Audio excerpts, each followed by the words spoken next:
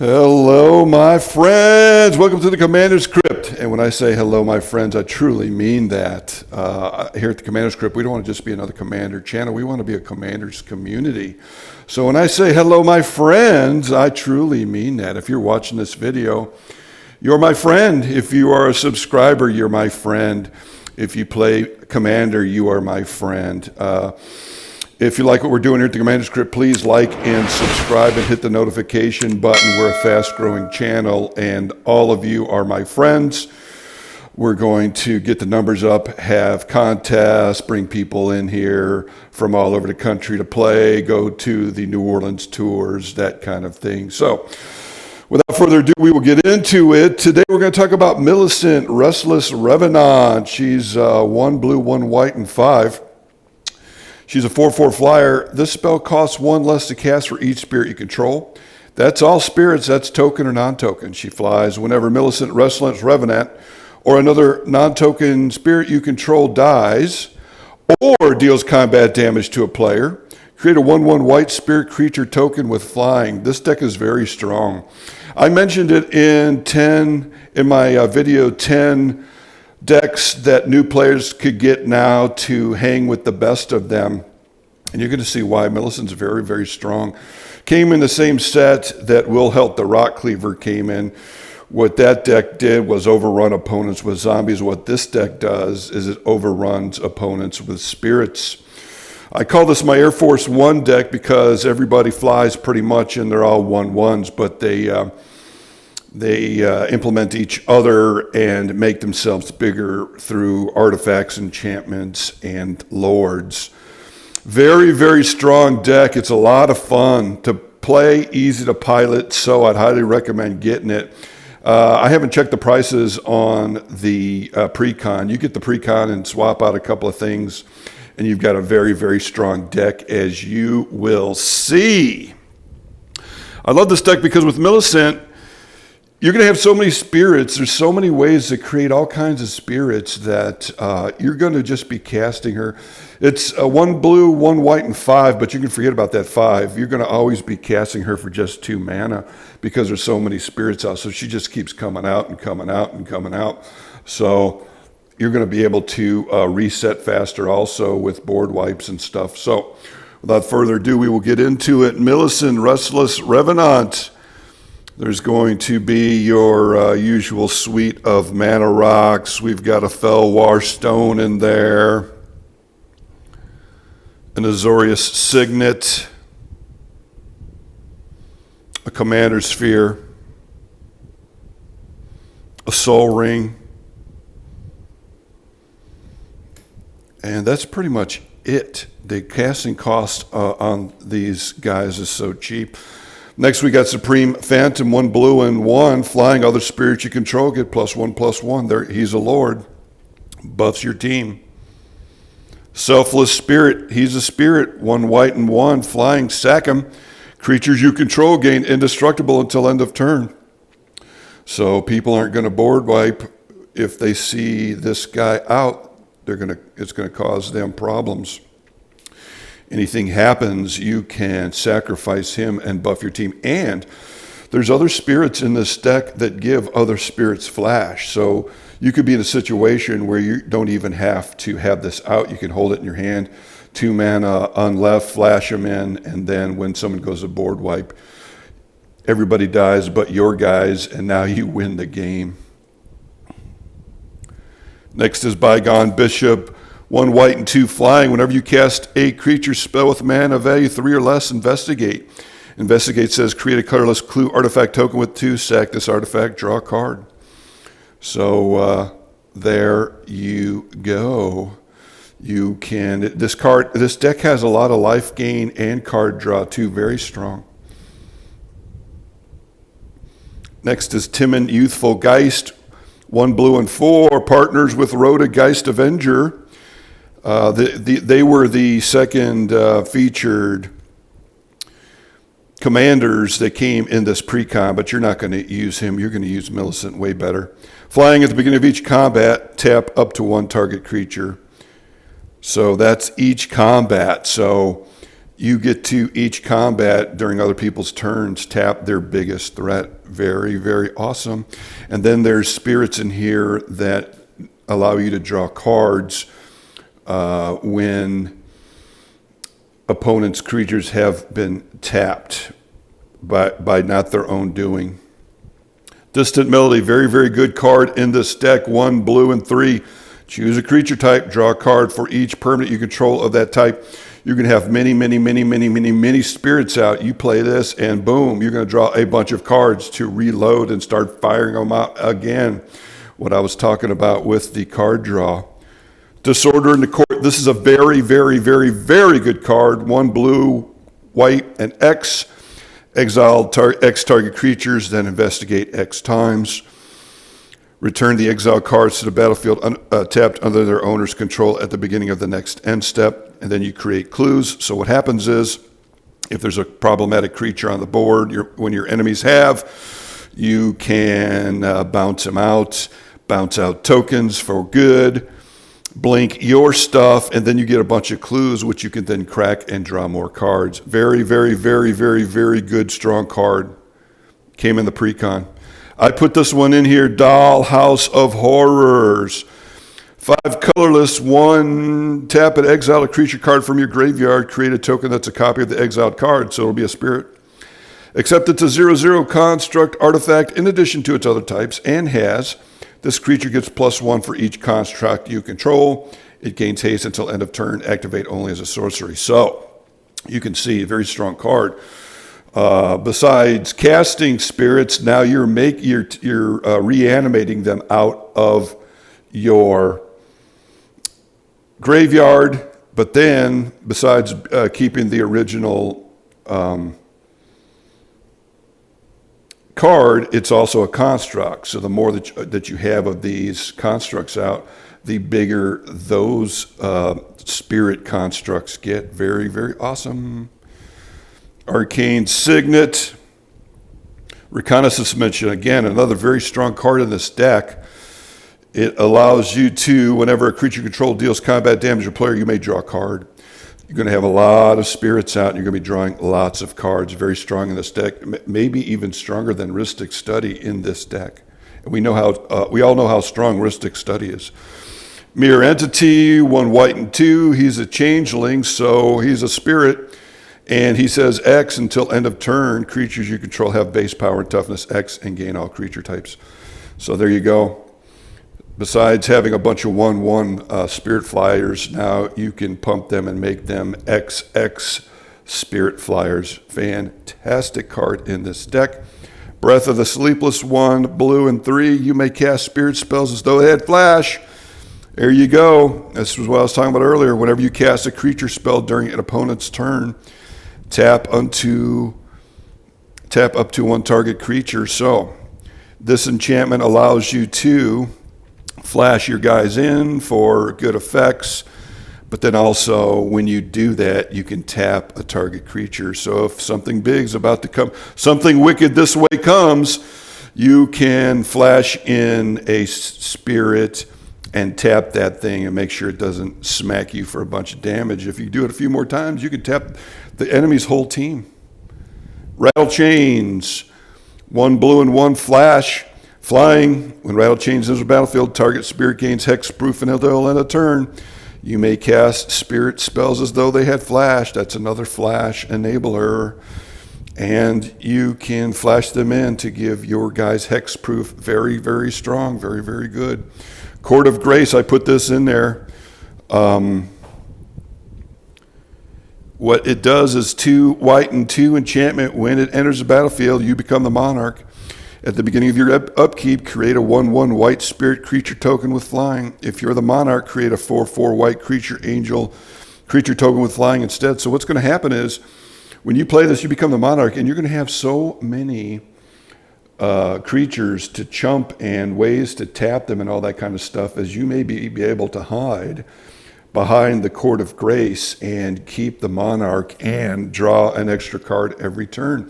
Very good. And make a 4/4 angel. Fantastic. And it adds to the flying count. You'll see there's creatures in this deck that become bigger the more creatures you have out. Ethereal Investigator, 1 blue and 3 flying. When he enters the battlefield, investigate X times, where X is the number of opponents you have. Whenever you draw opponents you have. Whenever you draw your second card each turn, create a 1/1 white spirit creature token with flying. Very strong. So when he comes into play, he makes you a bunch of clues, which allow you to draw cards. Then you can blink them, do it again. And then it says, whenever you draw your second card, you make a 1/1 spirit creature with flying. You're just going to have so many, it's just going to overrun your opponents. Sublime Exhalation, 1 white and 6, Undaunted. This spell costs 1 less for each opponent. Destroy all creatures. You'll hold this in your hand and fire it off if you are in trouble, and you're going to be able to reset faster than your opponents. Hokori Dust Drinker, I put him in here, 2 white and 2. He's also in my Kalia deck. What he does is he's basically a winter orb, but he's also a spirit. So he counts in the spirit count, so that's why I put him in there. Lands you don't untap during the controller's untap steps. Lands don't untap during their controller's tap steps. Sorry, guys. My tongue's not working today. At the beginning of each player's upkeep, that player untaps a land he or she controls. So what this does is when you are in control, you're able to drop that. You look around the table, see that everybody else has got their lands tapped, and you know that when you play this now, it's really going to mess them up. But all of your cards and spells are very cheap, so it's going to hurt them. You're going to still be able to keep populating your board, but they will not. Darksteel Mutation, this is in here. 1 white and 1 enchant creature. Enchant creature is an insect artifact creature with base power and toughness 0/1. It has indestructible, and it loses all other abilities, card types, and creature types. This is very good for very problematic commanders. You put this on a problematic commander and it doesn't die. It just sits on the battlefield and it's indestructible. So they are without their commander until they can kill this enchantment. And it does not affect you because you have flyers. So your opponent will not even be able to block your things with that indestructible. Next is Drog Skull Captain. He is 1 blue and white. Flying, other spirit creatures you control get +1/+1 and have hexproof. He's a lord, 2/2 flyer. Very fantastic. Hanged Executioner, 1 white and 2 flying. When Hanged Executioner enters the battlefield, create a 1/1 white spirit creature token with flying. Exile him, and then you exile target creature. So he has got utilitarian purposes. Get a lot of value from this guy. He comes out, he's a 1/1, he's a spirit, creates another 1/1 spirit. And if there's a problematic creature, let's say an indestructible Eldrazi out there, you can exile him and the Eldrazi. Imprisoned on the Moon, same thing. It's kind of like the Darksteel Mutation I was showing you earlier. What this does is it gets rid of a problematic permanent, changes it from whatever it is. Enchant creature, land, or planeswalker. Enchanted permanent is a colorless land. It loses all other abilities. They get an extra land, but they lose their very problematic creature, land, or planeswalker that you have out there against you. Very good card. Twilight Drover, 1 white and 2. Whenever a creature token leaves the battlefield, create a 1/1, put a 1/1 counter on Twilight Drover. So whenever you chump or attack or sacrifice your tokens, this guy gets bigger. Then it says 1 white 2, remove a +1 counter from Twilight Drover, created 2 1/1 white spirit creatures with flying. So as you can see, this thing just keeps making them, multiplying them, bringing them out of the graveyard, making more. This is a very, very fun, easy to pilot, strong deck. Next we've got Nebelgast Herald, 1 blue and 2. He's got flash and flying. Whenever he or another spirit enters the battlefield under your control, tap target creature and opponent controls. So all of these work together. Supreme Phantom, other spirits you control get +1/+1. He's a 1/3 flyer, so he's another lord, buffs your team. Sunscorched Regent, he's not a spirit. Yeah, I know that, but he's very good. He helps you with the flying creature count, but then he also gets huge, and he also creates you a bunch of life. I play this card a lot. He's very strong, adds to the flying count, helps you gain life if you're in trouble. And then if he is not dealt with, he's going to smash somebody for a lot of damage, because it says whenever an opponent casts a spell, that's it. No creature, no, it doesn't specify any type of spell, and he gets a +1. So as it goes around the table a couple of times, he's just going to be gaining you all kinds of life, and he's going to be getting bigger and bigger. I've seen this guy 15, 20, 25 counters on him.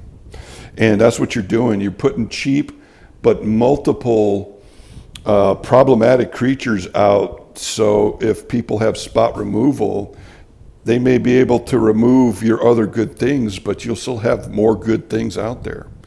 They'll have to decide what's the worst problem that they have that you've put out. Next is 1 white and 1 flying. Sack him. Exile all cards from target player's graveyard. So he has value. He's a 2/1 flyer. Very good. Promise of Bunrai. 1 white and 2 enchantment. When a creature you control dies, sacrifice Promise of Bunrai. If you do, create 4 1/1 colorless spirit creature tokens. They don't fly, sadly, and it doesn't say non-token. So if you lose a token guy, you can make 4 of them in his place. Very awesome card. Too bad they don't fly, but still very strong. Verity Circle, 1 blue and 2. Whenever a creature an opponent controls becomes tapped, if it isn't being declared as an attacker, you may draw a card. This is the thing I was talking about earlier. There's a lot of ways that this deck taps your creatures. So whenever you do that, you get to draw a card. Then 1 blue and 4, tap target creature without flying. Very, very strong. You can stop your opponent's biggest threats and draw a card each time. Very, very, very strong. Next is Geist of St. Traft. He is also a spirit. He's very strong. For a while there was all kinds of Geist of St. Traft Commander General decks out there. He's very strong. He's hard to get rid of. He's hexproof. Then it says whenever Geist of St. Traft attacks, put a 4/4 white angel creature token with flying onto the battlefield, tapped and attacking.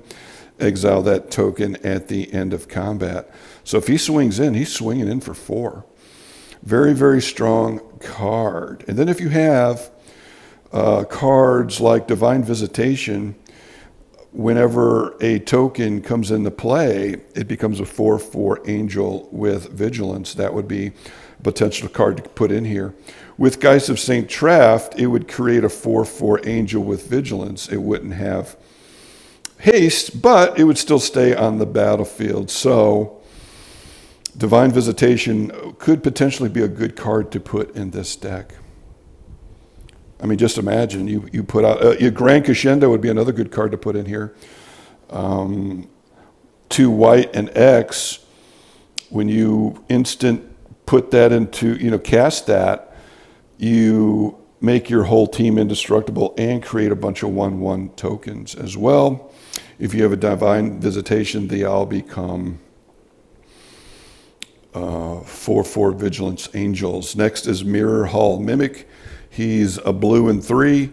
It says you may have Mirror Hall Mimic enter the battlefield as a copy of any creature on the battlefield, except it's a spirit in addition to its other creature types. Disturb 5. So you can disturb this out of your deck as well. It's a spirit. It's power and toughness. It's a clone. It's a clone that's a spirit that's going to allow you to copy any creature on the battlefield. Very, very, very strong. I love that picture too. Drog Skull Reinforcement, 1 white and 3, creature, spirit, soldier, melee. This guy's very strong too. Other spirits you control have melee. So for 4 mana, he's a 2/2. He doesn't fly. Prevent all non-combat damage that will be dealt to spirits you control. So you can play him, have your spirits attack each opponent at the table. And if you've got 5 opponents, they all get +5/+5. And they all get their damage prevented. Very, very, very, very, very strong card. As you can see, this is a very strong, good deck. Ghostly Pilferer, 1 blue and 1. Whenever Ghostly Pilferer becomes untapped, you may pay 2. If you do, draw a card. Whenever an opponent casts a spell from anywhere other than their hand, draw a card. Discard a card. Can't be blocked this turn. So you can discard a card, or have him attack, and then when he untaps, you can draw a card. Or when anybody ever casts their commander or a card from exile, you get to draw a card. And that's big because with Prosper and Feldorn and other effects, there's all kinds of effects now that opponents can cast cards from exile, and you could be drawing a bunch of cards because of this guy. Too bad he doesn't fly. Storm of Souls, 2 white and 4. Return all creature cards from your graveyard to the battlefield. Each of them has a 1/1 spirit with flying in addition to its other types. Exile Storm of Souls. So later on, if you got a big old graveyard, you can bring them all back. It doesn't bring them back as their original power and toughness, but still works very well in this deck with all the other buffs and all that stuff. Spectral Shepherd, 1 white and 2 flying. Blue and 1, return target spirit you control to its owner's hand. So you can blink things. Very, very strong. He's a flyer. Custody Soulbinder, 1 white and 3. He enters the battlefield with X +1 counters on it, where X is the number of other creatures on the battlefield. Wow. 1 white and 2, remove a +1 counter from him and create a 1/1 spirit creature token with flying. You play this down when there's all kinds of creatures. You're going to have a bunch of creatures. And if there's other token decks out there, this guy's going to be massive. And then you could keep making more, however many 3 mana that you have every turn. Very good card. Sarah Ascendant.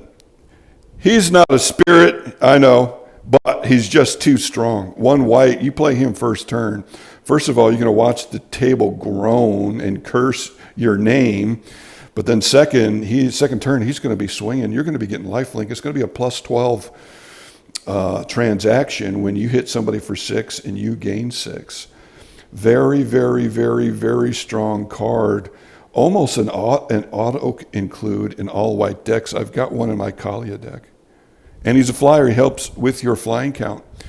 Saphira Sky's Blade. She's 3 white and 4. You may pay white and tap 4 untapped creatures you control with flying rather than pay this spell's mana cost. So there you go. You could quickly have her out. And she's a 7/7 flyer with lifelink. Then it says other creatures you control with flying have indestructible. Very strong. Very, very, very strong. Now all your creatures got indestructible. She's basically Avacyn, but without the crazy costs. You can get her out cheap because you're going to have all kinds of tokens out there to help cast her.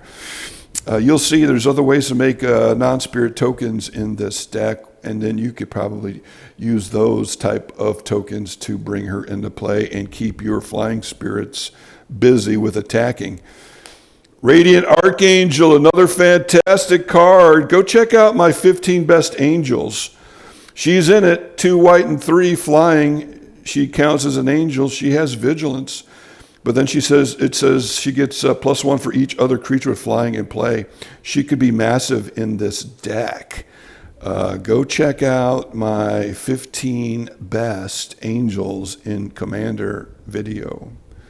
Fumigate. This is in here just in case you need to reset. If you draw this early, you probably just hold it for a long time until things are bad for you and then drop it. Use it as a backup plan. But then when it goes off, you get a point of life for each creature destroyed, so that could keep you in the game. Very good. Or you could do a one-sided board wipe if you have something that makes your creatures indestructible, like an Eldrazi Monument or that other card I just showed you earlier. Fell the Mighty, good in your deck because if you got a bunch of 1/1s or 2/2s, you can drop this and it destroys all creatures with power greater than target creature's power. So you drop this, wipe the board, keep your team. It's a one-sided board wipe, and here at the Commander's Crypt, we love one-sided board wipes. Next is Mystical Tutor to help you tutor for your Fumigate or your Fell the Mighty or anything else that you need. Sorcery or instant. Sword of Light and Shadow works really well in this deck. What it does is for 3 you cast it, then it says equipped creature gets +2 in pro white and black, and then it says whenever equipped creature deals combat damage to a player, you gain 3 life and you may return up to 1 target creature card from your graveyard to your hand. So this allows you to recycle your best creatures out of your graveyard and into your hand, and that lifelink is nice too, and the buff is nice, and the pro white and black will save your butt. What you could do is there's a Magus of the Moat in here. You can put this on him, and now creatures without flying can't attack, and it's going to be very hard to kill him with pro black and white. Mentor of the Meek, 1 white and 2. Whenever another creature with power 2 or less enters the battlefield under control, you may pay 1 if you do draw a card. You will be drawing a lot of cards with this guy. Very, very good in this deck. Enlightened Tutor allows you to grab your moat or your Teferi's Moat or any enchantment, reconnaissance, or whatever that you want to get. Priest of the Blessed Graph, 1 white and 2 at the beginning of your end step. Create X/1/1 white spirit creature tokens with flying, where X is the number of opponents who control more lands than you. That could get crazy. And they fly, and you can blink them. And there's the aforementioned Magus of the Moat. You know, you put a sword on him, and now he's very hard to kill, and now he's a moat. Creatures without flying cannot attack, so you get to attack, and they don't. Black Blade Reforged, very strong in this deck. It comes out of nowhere. You got a bunch of lands out there. You can play this for 2 and equip it for 3 on Millicent or somebody else, and now you're trucking people for commander damage. Donald, Herald of Wings, very, very, very strong card. 2 blue and 2. Whenever you cast a non-legendary creature spell with flying, you may copy it, except the copy is a 1/1 spirit in addition to its other types. Do this only once each turn. Very, very strong. Very, very strong. Next is Shacklegeist, 1 blue and 1 flying. He can't block. He can only block creatures with flying. And tap 2 untapped spirits you control. Tap target creature you don't control. Very strong. You know, you got a couple of chump 1/1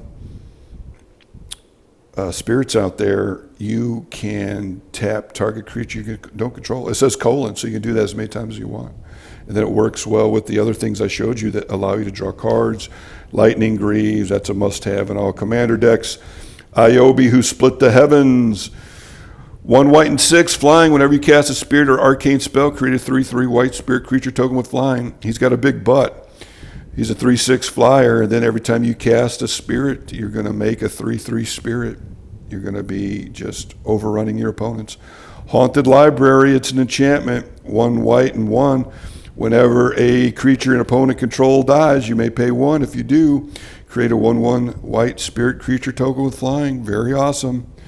You know, because what's going to happen is your stuff is so cheap to cast, you're going to have all kinds of open mana, and when other creatures die, you can make more flying spirits. Swords to Plowshare, we all know about that card, very strong. Horn of Valhalla works really well in this deck. what she does is it's a horn with a hot babe blowing on it. Giggity. One white and one. It says Isgard's Call. It's a sorcery adventure. Create X 1/1 white soldier creature token. So that could be a lot. Then you can play it for its artifact cost of 1 white and 1. Then you equip it for 3. Equipped creature gets +1 for each creature you control. So you put this on Millicent, and she's going to be massive, massive with all the creatures you've got. A relatively new card. Go check it out. Next would be Island Sanctuary. Island Sanctuary is an oldie but a goodie. A lot of you new players might have never seen this card. This is my Mark Poole signed collector's edition. 1 white and 1. You may decline to draw a card from your library during a draw phase. In exchange, until end of turn, the only creatures that may attack you are those with flying or island walk. So, as I showed you, you've got a lot of ways to draw cards in this deck. You could play this and draw with your alternate draw methods. And now this becomes activated, and non-flying creatures cannot attack you. They can attack everybody else, so that's why it's so good. Once this is down and somebody's got a bunch of ground pounders, they got to attack everybody else and not you. So you just sit there and let everybody else kill each other. Moat. I do have one. I bought one years and years ago for $150. They're thousands of dollars now. Moat was banned in Commander for the longest time. They said it was too oppressive, but now there's so much removal, they took it off the unbanned list. I play this all the time because I have one. I wouldn't recommend making a token, a proxy if you don't have one. Here at the Commander's Crypt, we really just believe that proxies are just for cards that you already have, but that's just my humble opinion. So anyway, yeah, don't make a moat and put it down. You're really going to anger your friends. But I do have one. I showed it to all my friends, so I do play it. It's also in my Kalia deck.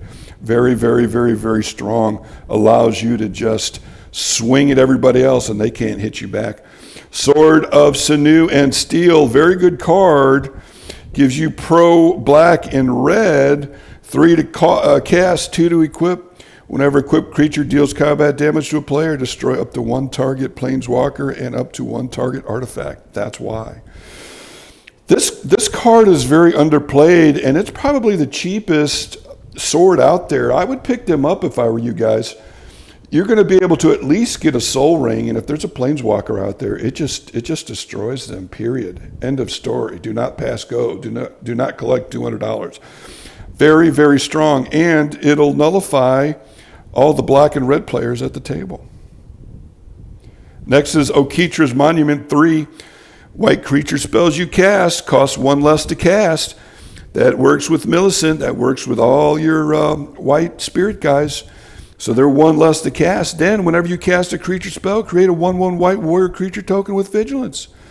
So now you've got chump blockers, and now you can tap them to do all those other shenanigan things I was showing you that the deck does. Teferi's Moat, an oldie but a goodie. Invasion block. 1 blue, white, and 3. As it comes into play, choose a color. Creatures of the chosen color without flying can't attack you.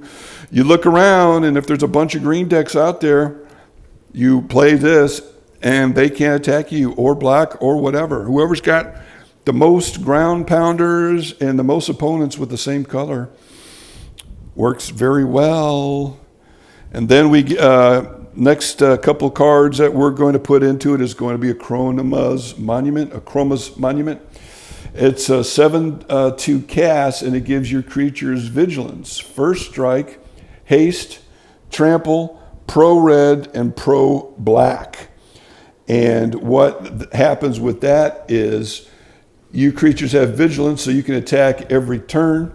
They all have first strike, pro black, and pro red. So you basically shut down all the black and red players on the table. They can't attack you because your creatures have pro black and red and first strike. But even, and they fly. But if somebody's in white and they want to attack you, they're not going to be able to attack you because you're going to have 10 or more creatures up with vigilance and first strike. So if they go to attack you, you will kill their creatures with the first strike. So there you go. The next card to put in here would be Eldrazi Monument. It says all your creatures get +1/+1, have flying, and are indestructible, but you have to sacrifice a creature during your every upkeep or destroy Eldrazi Monument. That's not going to be a problem with this deck because you're going to have so many creatures and you're going to be making more. Next, we get into the lands of the deck. It's mostly islands and plains, but we do have a special land here. Undo Sky Ruin enters the battlefield tap, but as you can see, it's a sorcery on the other side. For 2 white and 6, it becomes destroy all non-land permanents. So it's a value card. Next is Unclaimed Territory. It when it enters the battlefield, you choose a creature type. It doesn't tap when it comes into play, so it's very strong. You just say spirits, and now you can use it for blue or white to cast your spirit creatures. And if you want to, you can use it for colorless too. It says right there, tap, add a wingding to your mana pool. So there you go. And then below that it says add 1 mana of any color to your mana pool. Spend this mana only to cast a creature spell of the chosen type. Then we've got a Temple of the False God.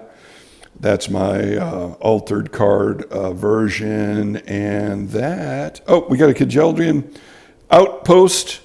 Same thing from Homelands. One of the good cards from that set. There's not many. But it comes into play, you sacrifice a plains. Then you can add white when you tap it, or you can tap it and a white and colorless and create a soldier token. So that allows you to create more tokens. So there it is. That's it. That's my Millicent Restless Revenant build. I hope you like it. It's very strong, very fun, and very easy to pilot. So that's it. We're going to get on out of here. I basically just talked through the whole thing with no pauses, and still this video was 37 minutes long. So I'm going to get on out of here. If you like what we're doing, please like and subscribe. We're a very fast-growing channel. My favorite channels are Command Zone and Tolarian Academy and Nitpicking Nerds.